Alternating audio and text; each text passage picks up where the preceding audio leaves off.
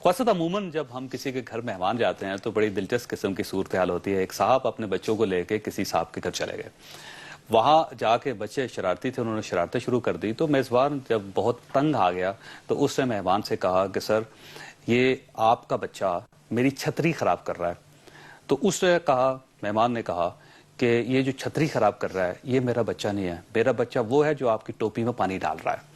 तो ये एक बाहर से छतरी खराब की जा रही है पार्लियामेंट हाउस के सामने से, लेकिन ये सब कुछ ये नहीं है। कुछ पीछे भी हैं लोग जो टोपी में पानी डालने की कोशिश कर रहे हैं। और जब तक आप उन लोगों को तलाश नहीं करेंगे कि वो इंटरनेशनल प्लेयर हैं जो और उनका मकसद क्या है, जब तक आप उस तक नहीं जाएंगे आप इन छतरी खराब करने वालों से नहीं निपट सकते।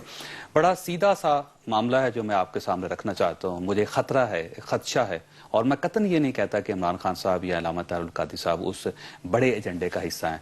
हो सकता है कि ये गैर मालूम तरीके से, गैर महसूस तरीके से शिकार हो रहे हो सारी साजिश का जो इस वक्त इंटरनेशनल लेवल पे है। पाकिस्तान का एटम बम मगरब के लिए या हमारे दुश्मनों के लिए किसी तरह भी काबिल कबूल नहीं है। ये एक वाहिद चीज़ है जो बाहर के लोग हमसे छीनना चाहते हैं, क्योंकि ये पाकिस्तान का सबसे बड़ा डिफेंस है। आप ये ज़हन में रखिएगा कि सदाम हुसैन के पास अगर एटम बम होता, इवन उसके पास केमिकल हथियार भी होते, तो कभी सदाम हुसैन का इराक टूटता ना, वो अपने इक़्तिदार से फारिग ना होता, वो फांसी ना चढ़ता और इराक इस तरह 3 हिस्सों में तकसीम ना हो रहा होता। आज वहाँ पे इस तरह बम ना फट रहे होते। सदाम हुसैन का और इराक का सिर्फ एक कसूर था कि उनके पास एटम बम नहीं था और उनके पास केमिकल वेपन्स भी नहीं थे। जब उनको पता चल गया कि इसके पास कुछ नहीं है तो उन्होंने तोड़ के बराबर कर दिया उस मुल्क को। और रोज़ वहाँ पे लोग मरते हैं, 22 लाख लोग अब तक मर चुके हैं और मुल्क वो कंट्रोल नहीं हो रहा।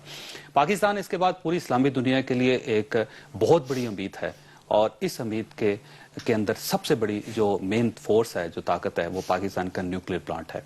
बाहर के लोग कबूल नहीं करते इसको। उन सब का ख्याल ये है कि पाकिस्तान को डी न्यूट्रलाइज करना चाहिए, और उसके लिए पिछले 20 साल से साजिशें की जा रही है।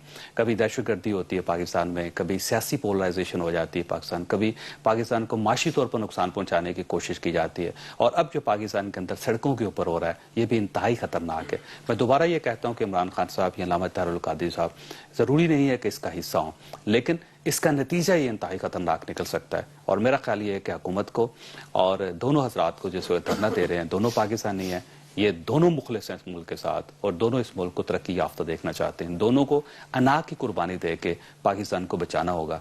नहीं तो अगर हालात ख़राब हो गए और ये इसी तरह चीज़ें बाहर निकलना शुरू हो गई तो नाउज़ बिल्ला, खुदा ना खास्ता पाकिस्तान टूट जाएगा। पाकिस्तान को बहुत